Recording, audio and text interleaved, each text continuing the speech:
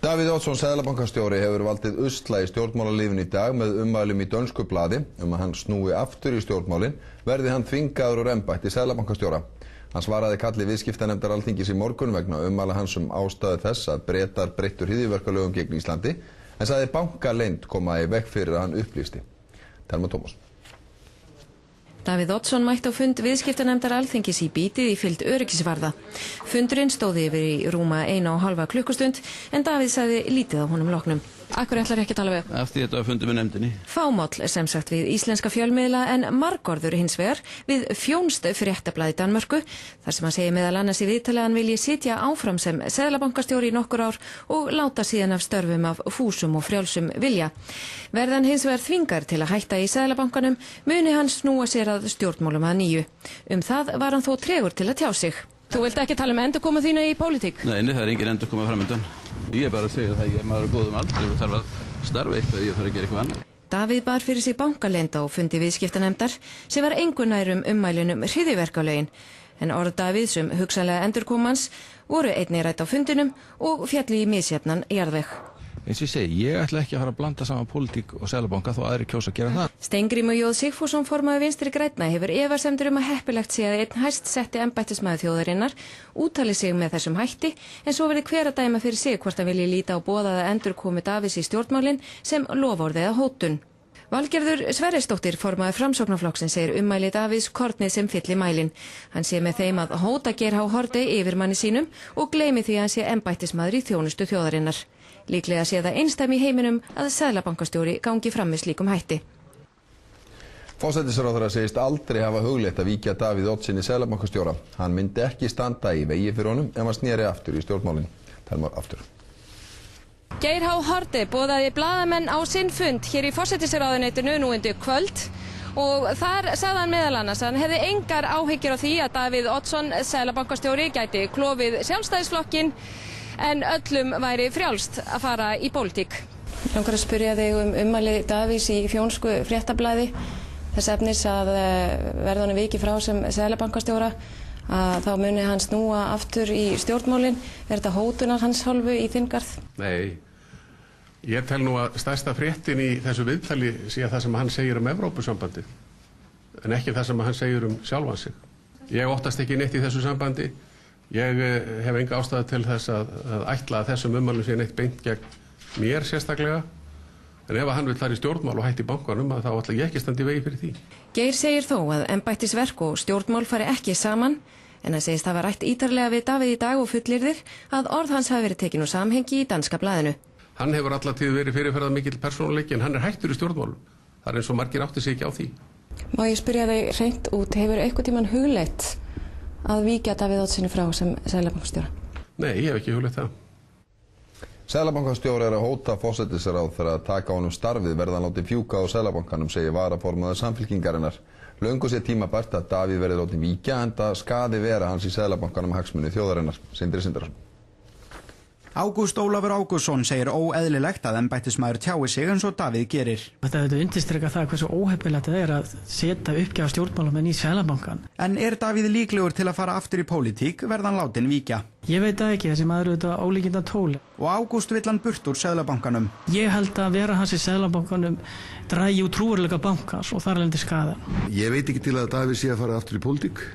Davíð hins vegar fór allt of snemma út úr pólitík. Því hann hefur aldrei brugðist. Er hann ekki að hóta Geir?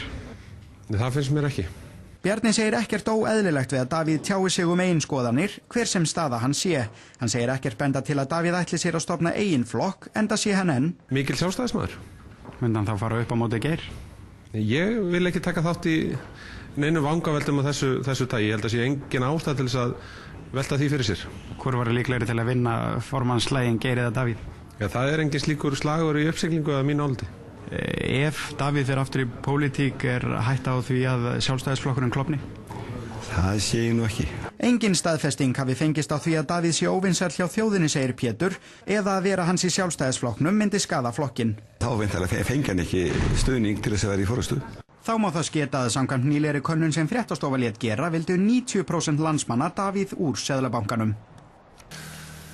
Davíð Oddsson, seðlabankastjóri, bar fyrir sig bankaleynd á fundi viðskiptanefndar Alþingis í morgun. Hann segist ekki íhuga endurkomin pólitík og því færi fjarri að hann vilji kljúfa í Sjálfstæðisflokkinn. Hann segir bankastjórn Seðlabankans hafa varað ríkisstjórnina við því í júní að 0% líkur væri á því að bankarnir lifði af. Davíð Oddsson, seðlabankastjóri, mætti snemma í morgun á fund viðskiptanefndar Alþingis. Hann kom í fylgd lögreglu og lífvarða á nefndasvið Alþingis við Austurvöll. Það var Árni Páll Árnason sem óskaði eftir viðveru Davíðs á fundinum til að heyra hans útskýringar á því sem hann sagði á fundi viðskiptaráðs nýverið að hann vissi meira en aðrir viðbrögð Breta gagnvart Íslendingum. Fundurinn stóð í tæpar 2 klukkustundir og biðu blaðamenn eftir bankastjóranum. Á fundinum bar hann fyrir sig bankaleynd en Davíð vildi ekki veita blaðamönnum viðtal að honum loknum. Þó gerðu blaðamenn heiðarlega tilraun til að elta Davíð af fundarstað við afar þröngar aðstæður. Ég fór yfir með nefndin, þið tala við nefndina. En það sem segir í Morgunblaðinu í dag að þú ætlar að koma aftur í pólitíkina? Ég ætla ekkert að fjalla það nánar. Ekki segja okkur aðeins frá því? Ekkert nánar. Enda koma þína í pólitík? Nei, það er engin endur komað fram í dag. En þú ætlar að vera áfram í Seðlabankanum? Já, ég vona það. Hvernig stendur á því að þú veitir erlendu fjölmiðlum viðtal en ekki íslensku? Ég veit heilmörg. Viltu ekki tala við okkur núna í augnablik? Ég var að fundi með nefndinni, ég er að fara annað. En er ekkert hæft að endur komið þín í pólitík? Sjálfstæðisflokkinn, ef þú færir frá sem seðlabankastjóri? Nei, það er fjarið því að túlka það svo. Ég hef gert vitt í að halda slíkum flokkum saman. Styður þú Geir Haarde fullkomlega? Já, fullkomlega, já. Og hann þig? Það vona ég, hann verður að tala fyrir svig, ég tala fyrir mig, sko. Hvað fór fram á þessum fundi? Nei, Davíð. Hér, spurði ég fundamennina. En Davíð, sambúðið fyrir Seðlabankastjóra getur setið áfram eftir að hafa talað með þessum hætti við Finns stiftstíðinni. Við Finns stiftstíðinni? Já. Sem að vitna í Morgunblaðinu í dag. Þú ætlar að fara aftur í pólitík að þér verði ítt út úr Seðlabankanum. Ég er bara að segja það, ég er maður á góðum aldur og þarf að starfa eitthvað, ég þarf að gera eitthvað annað. En akkur tala ekki íslenska fjölmiðla? Ég ger það mjög oft og það mér sagt hvart ef ég tala of mikið íslenska fjölmiðla. En ertu ekki að koma aftur í pólitíkina? Það vona ég ekki. Eins og þarna mátti heyra vildi Davíð Oddsson ekki upplýsa gang fundarins. Hann vísaði á nefndarmenn og við heyrðum í nokkrum þeirra. Já, hann vildi ekki gefa neina frekari skýringar og hvað frekari ummæli geta varðað við bankaleynd. Hvernig fannst þér þessu fundur með Davíð Oddssoni? Hann allir með smá vonbrigðum. Við kölluðum eftir skýringum frá seðlabankastjóranum vitneskju hans af hverju Bretar beittu okkur hryðjuverkalöggjöf. Ég var vongóður hann myndi upplýsa það. Hann er sjálfur sagt að hann leggja sig fram að upplýsa mál og hefur kallað eftir að Seðlabanki verið sérstaklega rannsakaður. Seðlabankastjóri kaus að fela sig bak við bankaleynd. Það kom margt fram á fundinum en það sem var merkilegast í mínum huga var að stjórnendur Seðlabankans þeir vöruðu ráðherra ríkisstjórnarinnar við strax í júní á þessu ári með þeim orðum að það væri 0% líkur á því að íslensku bankarnir myndu lifa þetta af. Þetta sýnir að ríkisstjórnin vissi miklu meira og hún vissi það miklu fyrr heldur hún hefur viljað vera að láta. Þú spurðir seðlabankastjóra á þessum fundi í morgun hvort hann hefði ekki sé ástæðu til þess að segja af sér. Já, svarið í rauninni var einfalt. Hann vildi kannski ekki svara þessu beint en vísaði það að hann væri embættismaður og þeir sem væri yfirmenn hans réðu því og vísaði í lög og reglugerðir Seðlabanka Íslands og kannski að það þyrfti þá að veita honum áminningu en hann teldi sig ekki bera ábyrgð á ástandinu eins og það er núna. Jón Gunnarsson, þingmaður Sjálfstæðisflokks, segir að Davíð Oddsson seðlabankastjóri hafi gagnrýnt ríkisstjórnina harðlega á fundi viðskiptanefndar Alþingis í morgun. Hann segir ljóst að við núverandi aðstæður verði forystumenn ríkisstjórnarinnar að gera breytingar á ríkisstjórn og embættismannakerfinu. Hvað sagði Davíð Oddsson ríkisstjórnina? Já, Davíð Oddsson segir í sínum málflutningi að Seðlabankinn hafi aðvarað ríkisstjórnina og viðskiptabankana mjög alvarlega á undanförnum mánuðum og nokkuð löngu tímabili þær aðstæður sem gætu komið upp í íslensku bankakerfi. Hann gagnrýnir ríkisstjórnina fyrir þau viðbrögð sem hafa orðið nú og sérstaklega rannsóknarþáttinn sem honum finnst ekki vera nógu alvarlega tekin og hann brýnir það að það sé mjög áríðandi að mjög ítarleg og opin rannsókn fari fram á þessu máli. Þar finnst honum ekki vera unnið nógu hratt. Og við þær aðstæður sem nú séu í íslensku samfélagi telur Jón rétt að bregðast við. við þær aðstæður, við langan og strangan seinni hálfleik sem að hefjast, tel ég að forystumar ríkisstjórnanna eigi að gera þær breytingar á ríkisstjórninni og embættismannakerfinu sem að þeir telja þurfa að gera. Það getur átt við Seðlabanka, það getur átt við fjármálaeftirlit og aðrar þær stofnanir sem að undir þau heyra og að málinu koma og það á alveg klárlega við ráðherra innan ríkisstjórnarinnar. Viltu nefna einhver nöfn? Nei, ég nefni ekki nöfn í því sambandi. Það er forystumanna ríkisstjórnarinnar að gera það, en ég tel að það sé bara mjög eðlilegt við þessar aðstæður. Forsætisráðherra segir að Davíð Oddsson hafi alltaf verið fyrirferðarmikill persónuleiki. Hann sé hins vegar hættur í stjórnmálum og svo virðist sem ekki hafi allir átt að sig á því. Hann segist ekki taka gagnrýni Davíðs til sín eða ríkisstjórnarinnar. Vilji Davíð Oddsson hætta í Seðlabankanum og fara í stjórnmál, ætli hann sér ekki að standa í vegi fyrir því.